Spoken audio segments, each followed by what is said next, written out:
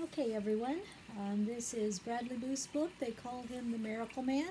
It's a special story for our Easter week together, and we are ready for Chapter 3, Sunday. The sun still lay sleepily under the dim horizon as Malachi stood at the brow of the Mount of Olives overlooking Jerusalem. Below him stretched the pale outline of the temple complex, and below it stretched the Kidron Valley with its olive groves and vineyards, still shrouded in darkness. As the sky behind him turned pink and orange and then saffron yellow, the shadows of dawn crept slowly into the cracks and crevices of a new day. Malachi stretched his arms high over his head and then slowly rubbed the stiff muscles of his neck. He scratched at several welts on his back. Sleeping in a strange bed had never been his idea of fun. Evidently, other creatures had shared it with him. No matter, Malachi needed to be up anyway. He hadn't slept much, thinking about what Rabbi Simon had told him the evening before. If what the religious leader said was true, then the healer and teacher from Nazareth could possibly be the Messiah. The very idea filled him with a strange excitement. And there had to be others like Simon who could give him a clearer picture of what Jesus' real mission was. Others who knew him well enough to make an honest appraisal at least. That explained Malachi's presence on a lonely trail at the crack of dawn somewhere west of Bethany. The woman who had given him directions had told him that the person he was looking for would most likely be at a certain place on the Mount of Olives. A sacred family spot, she had called it. Usually he went there before sunrise.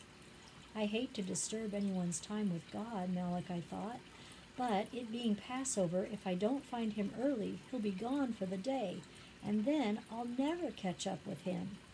Malachi crawled over a stone wall and stopped to catch his breath. Just where did she say that he might be? He frowned as he snagged his sleeve on some brambles.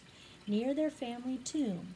When he yanked his arm free from the thorns, he tore several holes in his tunic. Dots of blood appeared immediately on the back of his hand where thorns had punctured his skin.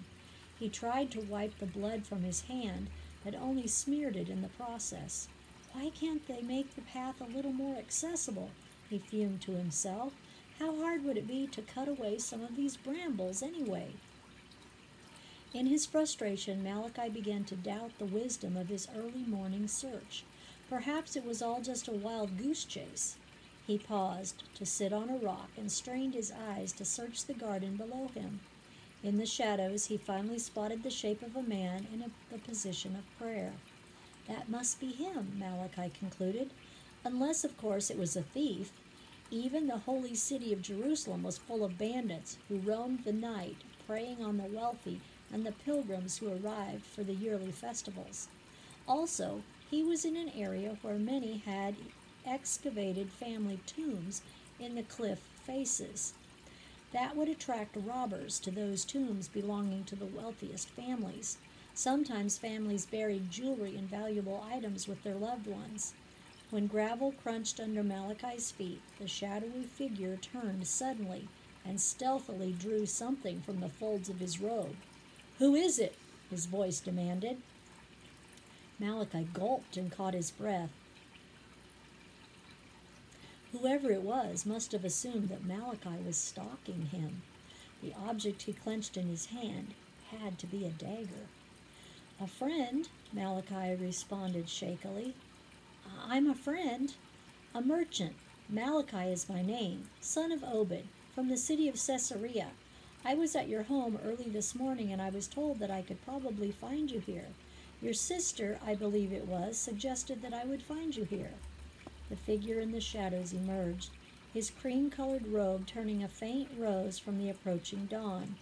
He pulled his hood aside, revealing gentle eyes and a bronze beard with faint streaks of red.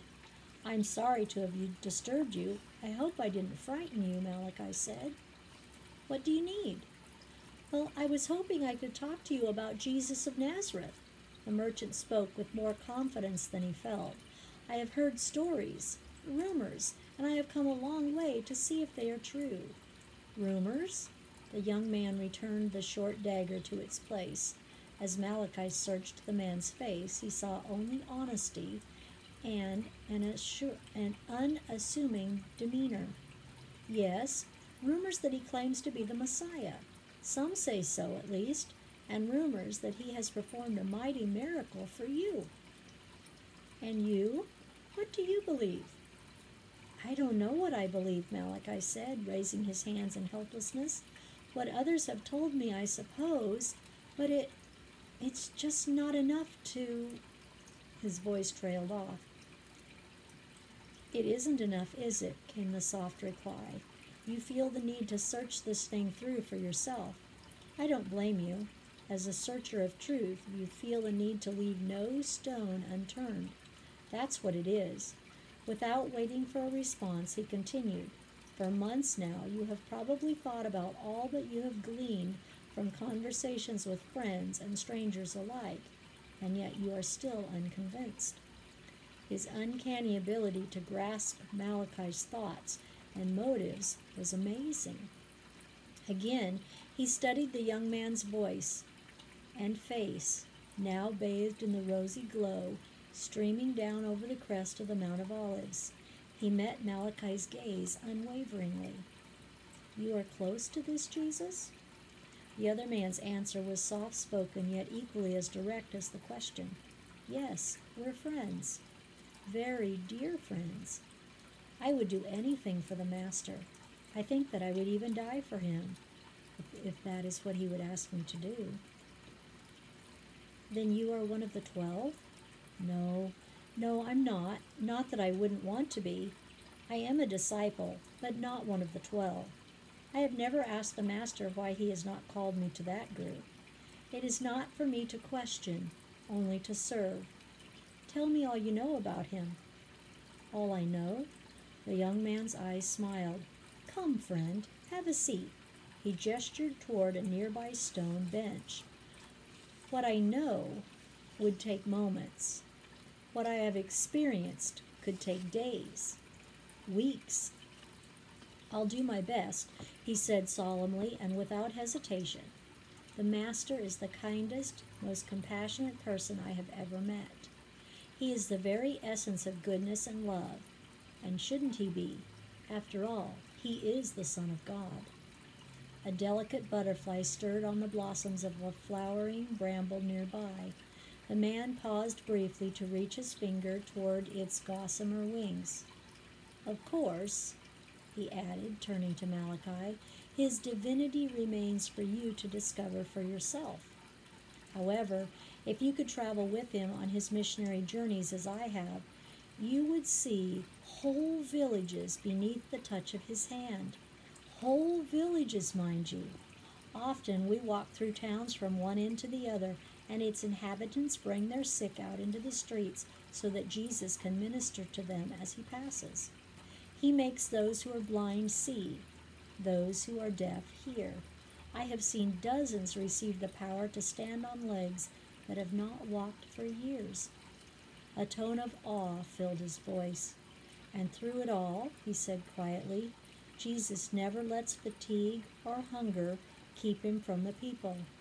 At times, I sense his desperate need to get away from the crowds and the antagonistic temple officials, but he never lets them prevent him from doing just one more living, loving act of service to a child of God in need.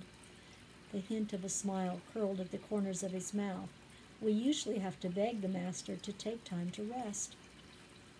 Malachi had a list of questions that he had planned to ask, but now he decided it better just to let the young man follow his own thoughts. It was obvious that he was reliving events that he would measure and treasure the rest of his life. Tilting his head back, the younger man closed his eyes for a moment before continuing. Not long ago, I was with the Lord when we passed through the Valley of the Lepers. I'll never forget the experience.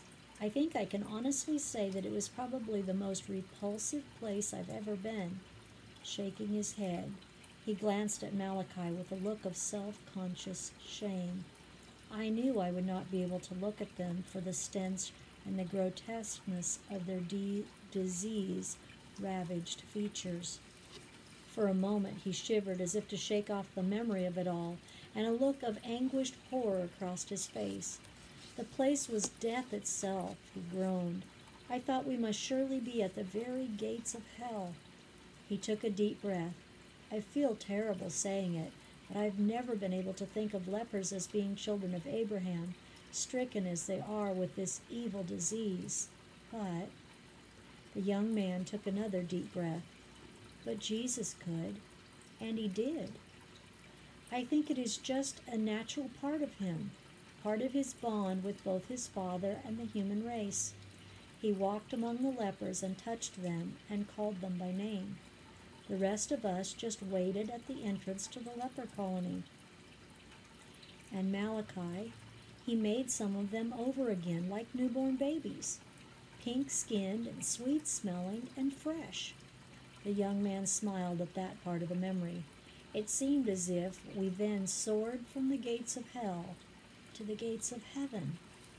A look of sadness crossed his face as he contemplated yet another memory.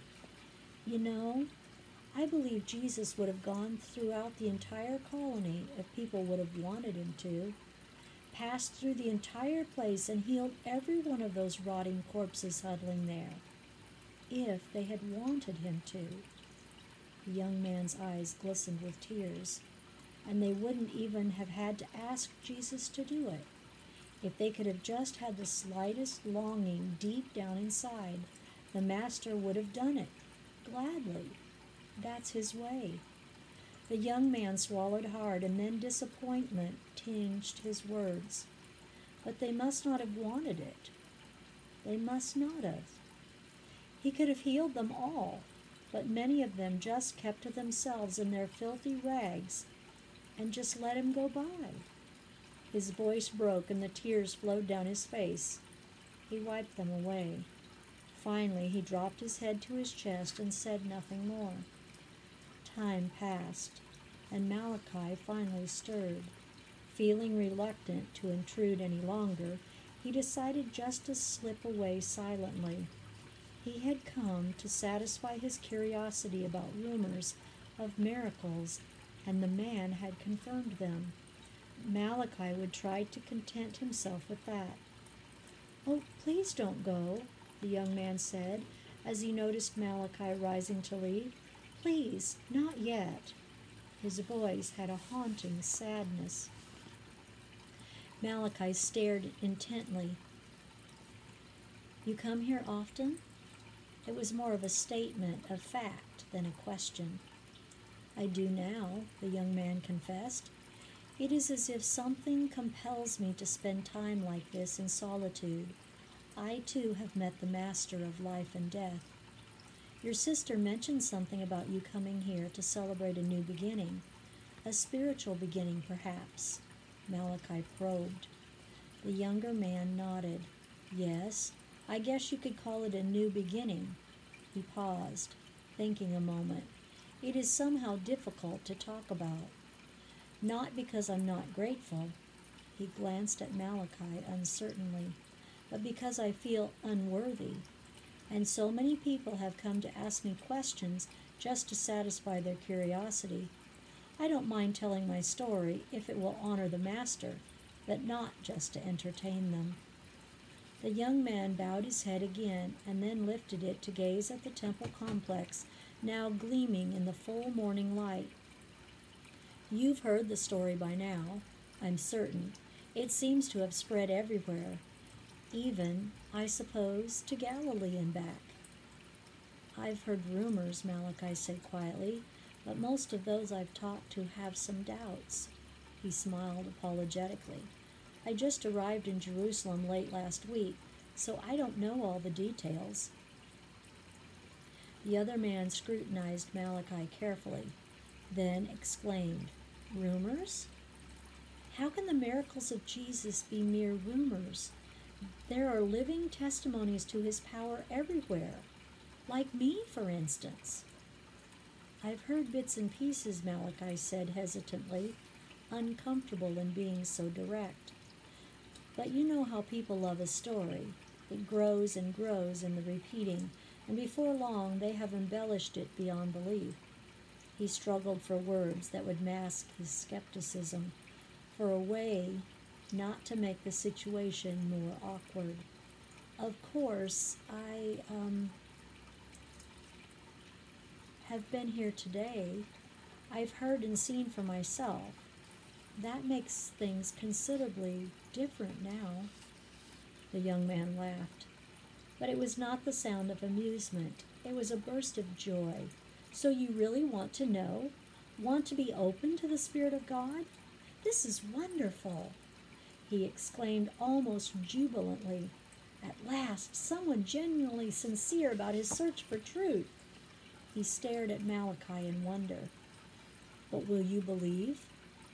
Believe? The merchant finally managed to stammer. I want to believe. The young man stood to his feet and stretched his arms reverently toward the Judean sky. He pivoted his body around slowly, then began whirling faster and faster in exuberance. Praise to the Son of David, he shouted. The miracle is in this body, my friend. It is the miracle of life which has been given me twice over. As Malachi stared at the dancing figure before him, he tried to fully grasp what the man was saying. I want to believe, the merchant stammered again. But I'm a simple man, one who lives by sight. Please, can you help me believe? The young man halted in front of Malachi. Let your faith in the power of Jesus help you to take the next step, he said, after catching his breath. By faith, just reach out your hand and take mine. Malachi did as he was told.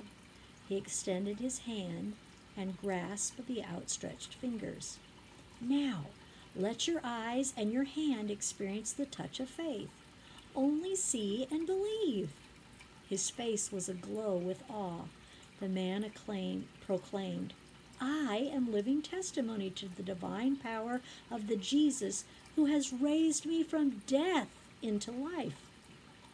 Like a man caught in a cloudburst in a dry wadi, Malachi felt himself swept along by a flood of emotions.